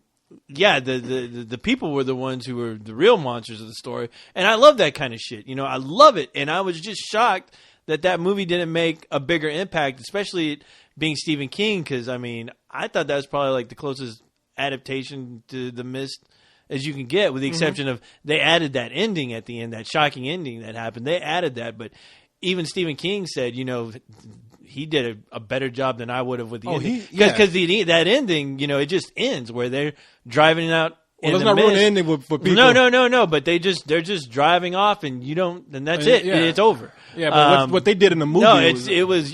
But I mean, I just loved that movie. I mean, every time I try to turn people on that movie and they watch it, they're like, "Wow, this is good." But you know, I don't know. Maybe people saw something in there that I didn't, but I thought it was just an underrated film when it came out. I mean, I remember watching. We named a comedy, we named a horror film. Mm-hmm. There's an action film that is really underrated that people. It was just bad timing for it, and that is a movie called Trespass. You ever heard of this? It was going to be called Looters, but right after the L.A. riots, they changed the name of the movie. Yeah, and the movie stars Bill Paxton. And the guy that played Death in Bill and Ted. I can't remember his name. Yeah, I know who you're talking about. But and then they have a bunch of rappers in this movie. They have two that I can name right at the bat: Ice Cube and Ice-T. And Bill Paxton and the guy that's in Bill and Ted, they're firefighters who find a map. That leads to, now this is gonna sound crazy, but if they find a map that leads to some treasure or some artifact or something, some antique or maybe some gold or something but it's in the middle of this building, and this building is in the middle of this urban city, and so they go into this building, and while they're there, they see a drug assassination, and so they get, first of all, of course the drug dealers are Ice Cube and Ice-T, you know, so the two black guys. Yeah. So first of all they say, oh well, shit, we got these guys who are witnesses, but then they realize that they're after something too, so we just can't just smoke them right now. So there's a siege being held. These guys can't get out of this building while these drug lords keep calling in other people to kill these guys, flush them out the building so they can murder them, so they can get at whatever it is they're trying to find, and also just kill them because they don't want any witnesses. It was actually a really good movie, man. It came out on Christmas Day, the year it was released, and I think that was just the wrong day to release it. So it was, what? Another movie just popped in my head. What's that? And when me and you both saw Sex Drive. Yeah, that's a underrated movie. I know that was a great film. I mean, I was laughing my ass off. We were both laughing our ass off. That's a shame. Maybe just bad timing for that movie. I don't know. James Marsden, as far as him just playing I think that's the best role I've seen him do. Yeah, the best role he's done in a long time. I mean, and they actually gave him something to do in this movie. And it was just a great teen sex comedy. For crying out. That was great. It was a great road trip movie too. Yeah, I mean, shit. You want to talk about underrated? Okay, so we covered comedies, action, drama. I mean, we haven't covered drama yet, though. What? I was going to say animated film, Iron Giant. I was going to I was in the back of my mind. I was going to say all time one of the classic examples of an extremely underrated great movie, man. Superman. I know. That movie was cried like a bitch. That movie was kind of deep for an animated movie too, man. It was way deep. And the action scenes, when it got down to the action, it was kick ass. That movie. When that robot transformed, started fucking blowing up the town, I was just cheering like a mofo. I was cheering like a 13-year-old high school chick. Yeah. Oh man, yeah. It's an anime classic now. But it was a shame how Warner Brothers just dumped that movie. They didn't know what to do with it. It was criminal how they did that. A drama, now this is a cult favorite with a lot of people, even though I think it was even nominated for best screenplay or something. But at the time when Eternal Sunshine of the Spotless Mind came out, was that actually, did that do any good? I don't know. I mean, it had Jim Carrey attached to it, but That's a good question. I don't know. Because if it didn't do that well, I would say that is one of my favorite movies of all time. And really? Yeah. It seriously is. I could watch that movie over and over again. I love that movie. And Jim Carrey is very underrated in the film. I loved The Science of Sleep, which I don't know if you'd seen that. I've seen some of it, and I love that movie. That movie. I can see why people would not want to watch it because it's the same director, Michel Gondry. Mm-hmm. And he directed Science of Sleep, and that movie is such a dream. And when I say dream, it actually follows dream logic and imagery that it's hard for people to follow that movie, but it looks great. I just thought 13-year-old girls aren't in high school, right? No, they're junior high. That's junior high. Well, I said I'd scream like a 13-year-old girl in high school. Well, you're a very smart 13-year-old girl. You got skipped up a few. Yeah, that's right. So, yeah. So you're good. We'll accept that. A 17-year-old, I'd scream in Iron Giant. I'd scream like a 17-year-old high school girl. When I saw him blow up the town. Yeah. That's what I meant to say, Corey. Okay. You think anybody's laughing at that right now? No, I don't. In fact, I think people are about as puzzled as you are right now. What the fuck is he doing? You're really pondering this shit, too. I should rewrite that. No, don't. You spent too much time on it already. I'll bring it back next week. Let's see what we got here for our next. Yes, next. Next email here. Excuse me, people. I turned my head to look. It's something here. Find another question up here. Oh, here we go. All right. What's the question, Corey? I'm ready to answer it. Sam S. I don't know what the question is. I read it, but it's short. I can already tell you, it's like 2 sentences. Sammy Mammy. Yeah. What are some movies that you will already? Okay, I don't know how this is going to end. Okay. Before I got to the end of it, I see the words. I see the words in all caps. Fuck you at the end. Oh boy! So I hope we ain't getting any funny business. It's directed towards me. What are some movies that you absolutely despise that you'd rather kill yourself than watch again, and yet you just love bitching about it? Movies that you never get sick of shouting "fuck you" to. Well, come on, man. Wow. It's pretty obvious for me right now what that would be. I mean, it's not just a movie. It's a series of movies and directors who are behind them. Mm-hmm. Seltzer and Friedberg or whatever their names are. I don't even pay. I never even knew their names until you told me about them. Aaron Seltzer and Adam Friedberg. Jason Friedberg, whatever their names are. The shitty movie franchise. Yeah, exactly. They just finished Disaster Movie, Meet the Spartans. Mm-hmm. Those guys have given us a lot of ammunition to work with. They've given us some great reviews. So I love bitching about these movies, and I'm thankful to them for that. But at the same time, you would really have to just threaten my mother to make me sit through another movie of theirs like twice. Yeah. I would do it one time. Those guys made me realize that Uwe Boll isn't that bad of a director. But yeah, I mean, everybody he's not that bad. Yeah. No. Those guys obviously those guys just throw out whatever they can. I mean, it's sad when you're watching a comedy and they're not really putting in any kind of effort to make it any kind of remotely funny. It's like watching a Halloween. It's like watching people walking down the street during a Halloween parade or something with just costumes on from movies and just not doing anything. Yeah, really. and just acting out the movie. Just saying a few lines that they assume will be funny, and it's like it's embarrassing. It really is like if you gave two 15-year-olds like $20 million to work with. Maybe not even that much. That's scary. Yeah, I mean, just let them go to town with no supervision whatsoever. Get some costumes that match these movie costumes that we're spoofing, and that's it. And that's all you need. Not even spoofing. They're just reenacting. And they can't. Yeah, and they can't spoof. That's the thing. Yeah, using that word is inappropriate because they're not even spoofing. You know.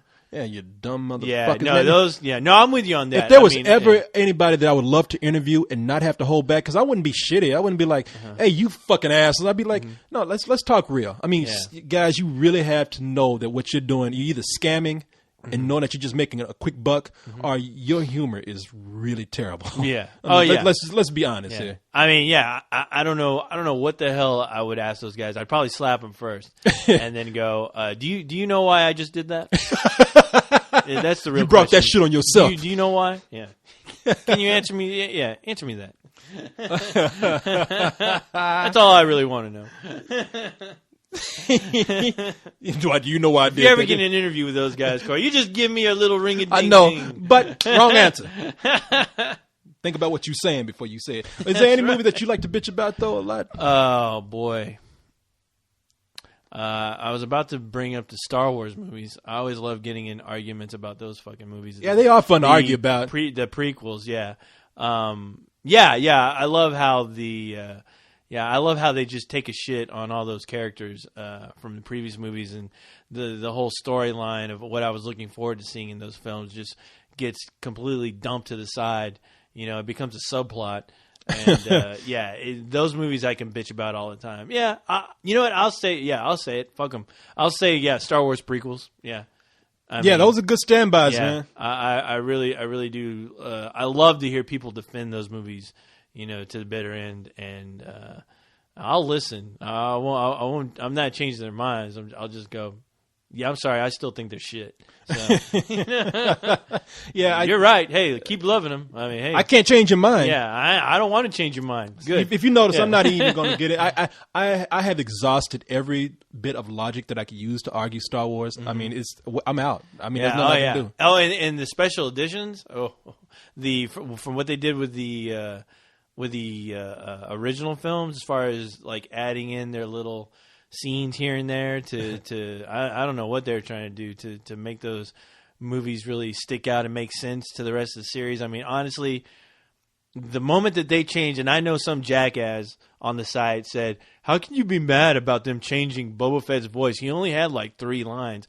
Yeah, jackass, but the thing is that those lines were completely memorable. Those lines were memorable because a badass was behind that mask saying them, and it resonated through the whole goddamn country. And that's the reason why that character is popular to begin with. If he was just standing there with no fucking lines, just looking around, nobody would give a shit. I mean, he'd be like that other fucking skinny-ass robot with the crazy cone head that just stands there with the skinny arms. I'm like, what does that guy do besides just stand there? He's a bounty hunter? He looks really? Cool. How does he run? Isn't that funny? Like in Empire Strikes Back, they showed all these bounty hunters and they didn't do a goddamn thing. They didn't do shit. No, but what I'm talking about, I don't even know if I mentioned this.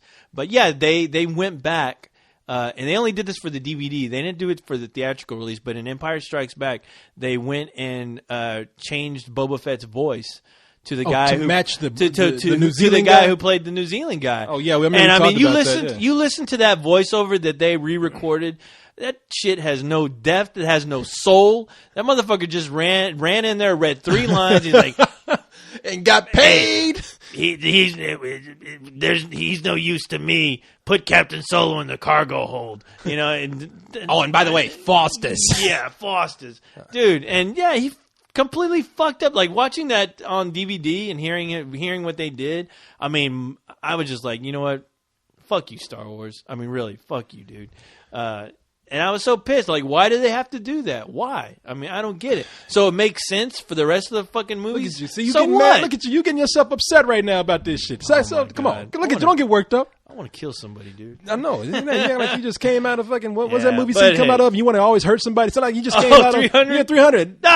This is not Star Wars. It's not Star Wars.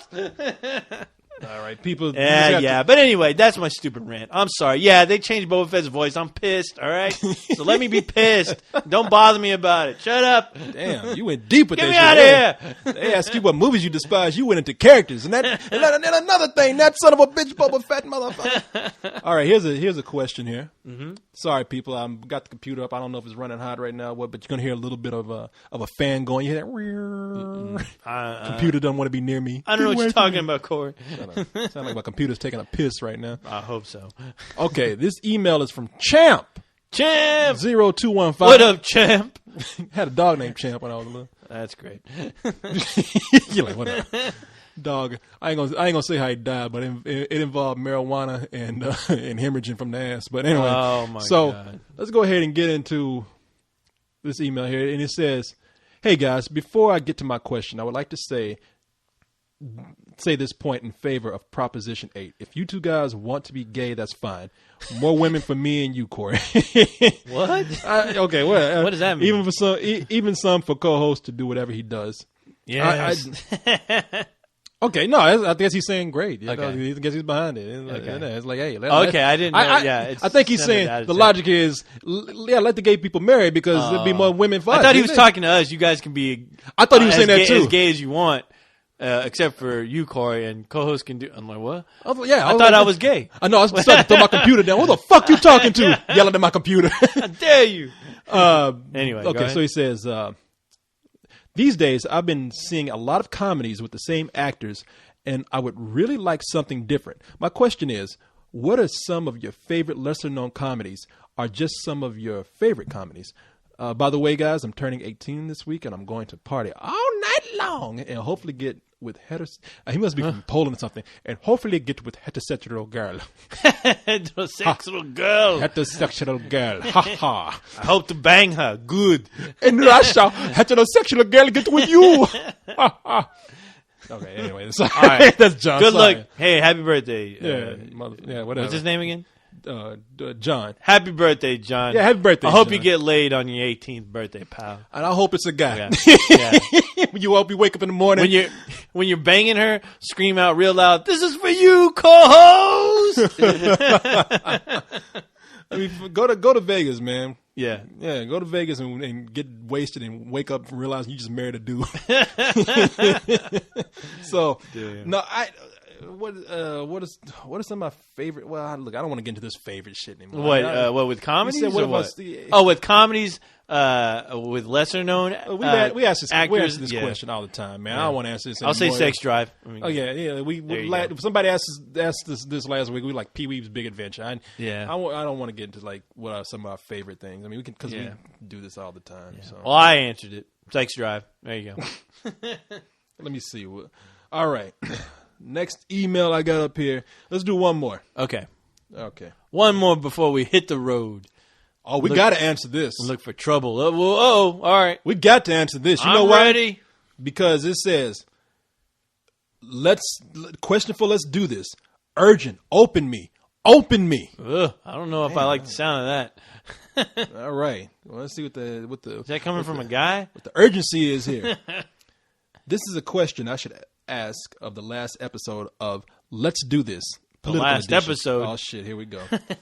But I was wondering, what is your take on Spike Lee's Bamboozled and also blaxploitation films? Oh. I would appreciate it if you could reply to this question on the show or reply to this message at all. That's better for you. I never saw Bamboozled. Bamboozled is it actually is a good movie, but as usual, it's one of those films which Spike Lee just fucking, he might as well just taken the film reel and popped you over the head with it. Oh, really? And it's weird because Bamboozled is about Damon Wayans plays. I think it's been a long time since I've seen this. He plays a television executive, and he's having I just know it has something to do with him having a identity crisis because he is. Oh, that's what it is. That's the movie. Okay, he decides to fill me in, Corey. He decides to put on a show. It? It's been years since I've seen this movie. No, I saw it once. Yeah. I saw it and I saw it at the theater, and it was hard watching it on the theater because this was Spike Lee's experiment where he decided to shoot in digital video, and a lot of the movies shot in digital, except for there's these small portions where they're filmed with film, and it's not a right mix. If you're gonna shoot digital and it's that big, you better leave it that way because digital looks ugly. It looks like shit. Yeah, well, back then it looked like pure shit. It looked like it looked like the projector was out of focus or something. He get lazy. Yeah, exactly. I mean, lazy black people. Spike Lee just shuffling with that, shucking and jiving with that HD camera in his hand. But I was gonna shoot a movie, but he shot the movie in HD. It looks shitty, but okay. So here's what the premise of the movie was, I believe. Damon Wayans, he decides to put on a show that features. It's a minstrel show, and like nobody would think about doing that these days. But for ratings, he decides to and just to make a big story, he decides to put it up there. And it's already something going on with him where you think he might be acting too white in his job. He even talks with this crazy fucking accent through the movie. There's no reason like for a white person, but it's almost like he's trying to talk white, but he doesn't need to talk the way he talks like this, and everything he says is with this kind of cadence and with this kind of demeanor. It's like, what is he doing? Yeah, is he doing like what he does, like when he does his comedy? Like I can only imagine Damon Wayans doing that when he does his comedy, when he's like being the Caucasian guy. It's like, excuse me, sir, and like, it's not gonna work. He ends up sounding like that superhero. Handyman, or what was it? It wasn't. It was Blank Man, They were both kind of the same character. Okay, yeah, they were both the same fighter. Yeah. Well, yeah, one's PC, the other's not. But yeah, it sounds like Blankman, where he had that nerdy kind of Caucasian voice, like, look here, and I'm like, how are you going to take his role seriously? It's a drama, right? Yeah. And this Negro's doing this drama talking like, sir, I must take umbrage at your idea of what I honestly. I was like, come on, man. He's too busy laughing. And I think that's what it was. He was getting fired from the TV station, so he decided to do something really retaliatory, whatever that word is, and he decided to actually do this just in-your-face racist show, but it's done. But nobody could really accuse it of being racist because it was done by a black person. Anyway, like most of Spike Lee's movies, heavy message. Yeah. Crazy ending where he had something going about making a social statement, right. But later in the movie, Mos Def plays a rapper who decides to kidnap Damon Wayans and assassinate him on TV for demanding something. My God. That's some crazy shit, man. And it combined with the fact that he shot half the movie out of focus and half of with film. God. I need to see that. I'm always convinced, regardless of Spike Lee, his race, his color, I'm always convinced that guy's just nuts. There's just something that's like a little part of his brain that just doesn't work sometimes. I mean, I think he's brilliant sometimes in some of his films, but other times it's like something just clicks in there, and he should just stop for a second and take a break, and gather his thoughts. It's like he reads the paper, like, I'm just gonna talk shit to Clint Eastwood today. Yeah, exactly. No, maybe you shouldn't, Spike. Well, what do you mean? No, don't you know who I am? I do what I want. Give me the fucking phone. Give me the phone. Come on. God damn it. Do the interview. I'm Spike Lee. Yeah. It's like, oh, did I say that? Maybe I should apologize. You can see. I guess, did anybody see my movie? Can you see him calling Clint Eastwood? Hey, Clint. Yeah. Got no black people in Pearl. What movie? Hey, you did that World War II movie. How no black people in that movie? What the fuck is this? Oh my Listen God. here, you little black runt. You black son of a bitch. I think I chew black people like you and eat them for breakfast. Grr. No, he was like, who's this? Yeah, who is this? How'd you get this number? You ever see Unforgiven? Yeah. I love black people. You see, I traveled with Morgan Freeman. What are you talking about? He's my best friend. I killed 10 white people because they killed Morgan Freeman. That's when you almost wish Morgan Freeman would have called up Spike Lee and go, God damn it, boy. Now look here, what is this? You calling my buddy up. It's my friend. Who are you? I'm the black president. First black president. Call me Batman. Yeah. You remember that movie that he did? Lean on Me? Lean on Me? Hell yeah, I love that movie. Joe Morgan, is that his name? Yeah, I think his name. Well, he locked up the school. Batman, yeah. He locked up the school. Like he trapped students in school. Yeah. It's like he said, I locked the school up so like no bad people would get in. Yeah. But people outside were thinking, there's a crazy black man who locked up high school students and he has a baseball bat. Yeah. And these kids are trapped. This cannot be good. Yeah. And he even came out and told the news, they're like, they used to call me Crazy Joe. Yeah. Now they can call me Batman. I love that, dude. Oh, I love that movie too, classic. man. I love that movie. Yeah, talk about a movie. Yeah, I saw the movie like 4 times when it came out in theater. I loved it. Boy. And it was crazy too because it was a movie with a bunch of black people like going crazy at the beginning of the movie, but they were playing "Welcome to the Jungle." Yeah, that was the weirdest thing to me. Jungle, welcome to the jungle. And you see a bunch of black people going crazy. Like you remember that scene where that teacher just came in class like, "No, class," and then one of those students came up and just punched him, and all a bunch of black kids jumped on him. Jungle. Okay, if you open your books to Jungle, welcome to the jungle. Help me, Jungle. I always thought it was sad that one Hispanic kid that was leaving, like he was all dressed up. He's like, "Yeah, I'm gonna go out, and, work in the real world." And then Joe just tells him, "Hey, wait, what did he tell him?" He's like, "In 5 weeks, you're gonna be dead." Something like that. He was telling me he almost had tears in his eyes. Like, yeah. You'll be dead in a year, son. You'll be dead in a year, son. You'll be dead in a year. And he's like, so? Yeah. Well, he kind of looks and he kind of like, oh, shit. He scares him. He's like, you're going to be. I was like, wow, are things that bad for kids back then? I was expecting him like, what? You leave school and you're going into Vietnam or something like that? I was expecting him like the kid to turn his back and like Morgan Freeman pull out a gun and shoot him. I told you you'd be dead. They used to call me Crazy Joe. They used to call me Batman. Now they can call me whatever. The gunslinger. I don't know. There you go. Anyway. Let's. Okay. I don't know. Yeah, I don't know what's going on anymore, Corey. We were answering this I know. How did that? Spike Lean Lee, on Me and Spike Lee and fucking Morgan Freeman shooting high school students. I love it. Only on this show. Crazy. All right. Now I told you he asked about blaxploitation films. Right. I mean, you weren't very specific about blaxploitation movies. You just said you want to know what I feel about blaxploitation movies. I love blaxploitation movies. I love them too. There's just I don't want to see them be made again. not like that. They can. They definitely fed into a stereotype, but a lot of those stereotypes came out of because black people didn't have any heroes that they wanted to like. At the time, white Hollywood just did not let black people be like the cool leading guy. Sometimes, I mean, so a lot of these blaxploitation movies were made so they could create their own heroes. Yes, Truck Turner, yes, sir. Black Caesar. Hey. The Human Tornado. The Human Tornado, Dolomite. Yes, he's a hero. And of course, we all learned why after Human Tornado, the black man never to be a lead, well, to be a hero. First of all, you got to learn how to say tornado. Yeah. My hero, Rudy Ray Moore, is Dolomite. He had a sequel, The Human Tornado. And in the trailer, you can hear him saying, at the end of it, he's like trying to say the Human Tornado. He's like, the Human Tornado. Black Belt Jones, another one, man. Black Belt Jones, Jim Keller. I mean, forget about Foxy Brown. Pam Grier, Foxy Brown, boy. Coffee. Woo-woo. Now, yes, I'm so glad that we brought this up because I didn't mean for this to happen. Yeah, but this is a great segue into what I told you before. I had something I want to show you. Yeah, all these movies that we're mentioning. Yeah. They have all worked their way. Now, these fucking assholes, Friedberg and Seltzer, whatever, they don't know how to do a parody movie or a spoof movie. Sometimes the best spoof is when you make something that just mimics what it is. Right. Now, and there's this movie coming out called Black Dynamite.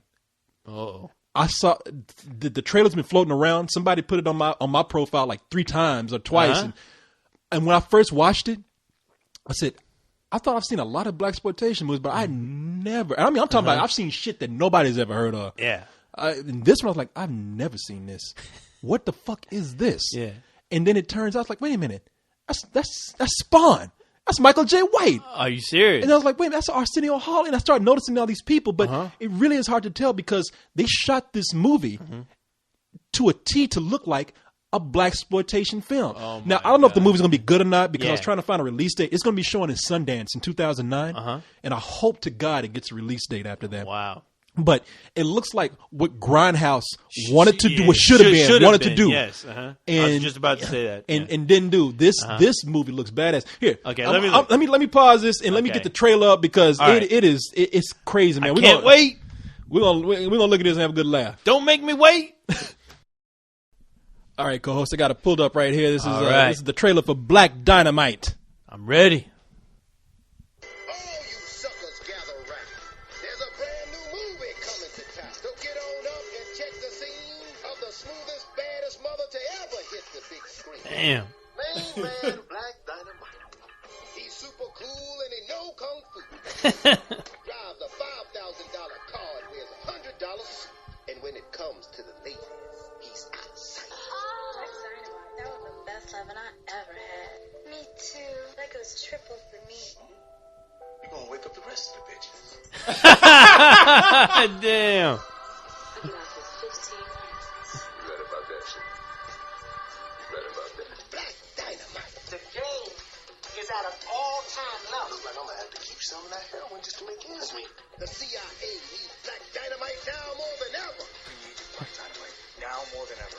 I told you hunkies from the CIA that Black Dynamite was out there. And it's better than Shell, Superfly, and the Max put together. But when the mob kills his brother Brother, your death will not go unavenged. and put the dope on the street, It's my little nephew Bucky. He OD'd. I would shake this poisonous shit out of your little smacked up body. Stop. We tried that. Nothing worked. he's back in the game and is playing for keeps.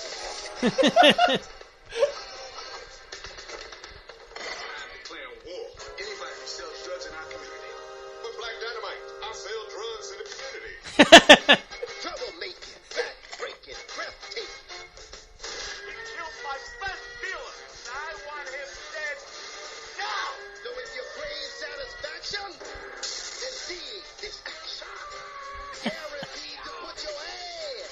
crash. Slap, stack, attack, and mash. Backtrack, slapjack, bootlack, flashback, ramsack, jam-pack, and still coming back. Don't see where I'm coming from, you jive, motherfucker! Star, Baltimore Colt, all-star running back, Ferrante Joe. Ebony Fashion Fair model, Tambula Qatar, William T. Michaels, Ronnie Sinatra, Little Tiny T, Junebug, Bo Willie Peter, Captain Kangaroo, and me.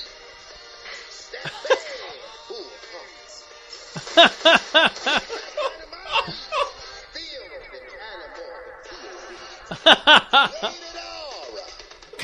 Rated R.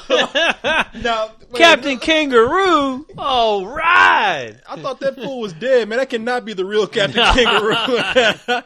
Was Captain Kangaroo Bob Keeshan or what? I thought the dude was dead, but no, man. Oh wow!